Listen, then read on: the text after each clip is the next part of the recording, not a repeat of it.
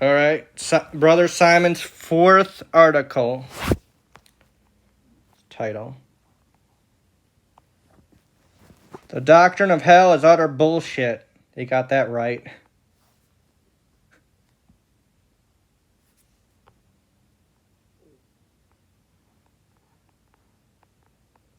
I was going to think up a clever title for this blog post, then decided it needed to be stated in no uncertain terms.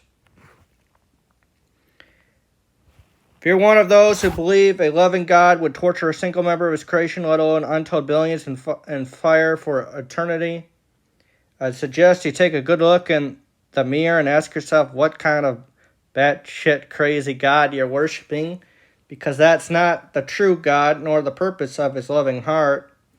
And as far as your own heart is concerned, it's been seriously cauterized.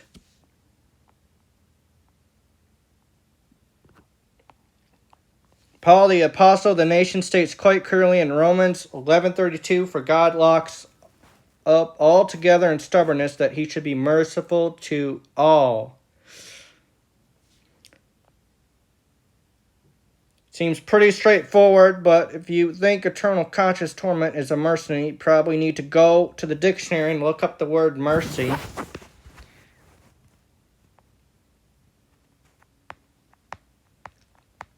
For those who can't quite jib loving God with the concept of hell, there's a good reason, and once again, it goes back to those pesky translators of the Greek scriptures who mistranslated 3 very different Greek words and used the word hell as a catch-all. Yeah, they love the word hell. Hades. This Greek word has a corresponding Hebrew word, Sheol, and they both refer to the grave or tomb. The definition of Hades is imperceptible or unseen. The dead are in their graves and they are imperceptible or unseen. It is that dead simple. They are not being tortured, they are dead. No heaven or hell for the dead.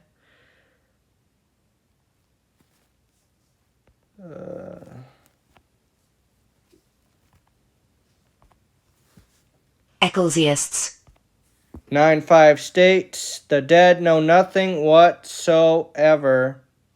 Revelation 1:18, it is well-known verse of Scripture that has been mangled in common versions of Scripture. Christ does not have the keys of death and hell. Accurately translated Scripture states, and I have the keys of death and of the unseen.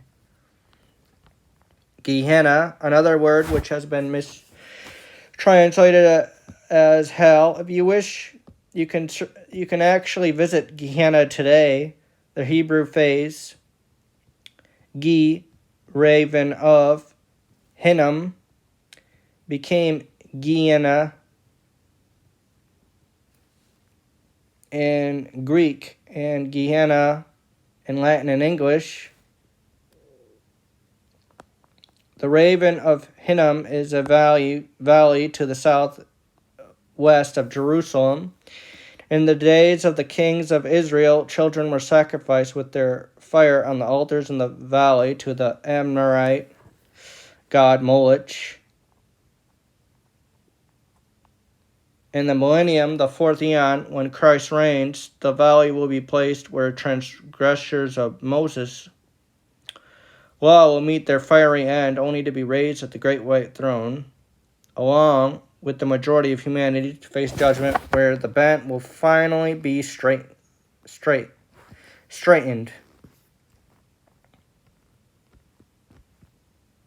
As Matthew 10:28 states, I do not fear those who are killing the body, yet are not able to kill the soul, yet be fearing him rather, who is able to destroy the soul as well as the body in Gehenna. So no, not eternal conscious torment. Tartarus. This is the third word to be mistranslated hell by our incompetent translators. Refers to a subterranean abyss where Greek gods locked up their enemies. It is referenced only once in Scripture in 2 Peter 2:4. For if God spares not sending messengers, but thrusting them into gloomy caverns of Tartarus, and gives them up to be kept for chastising, judging. For what I gather, the idea of Tartarus was borrowed from Greek mythology by Jewish authors as the place for sending messengers. The Greek word transliterated angelos means messenger, and is where we get the word angel. Are bound until judgment, again, not eternal conscious torment. Hell, Tartarus, and isn't even for humans. I commend you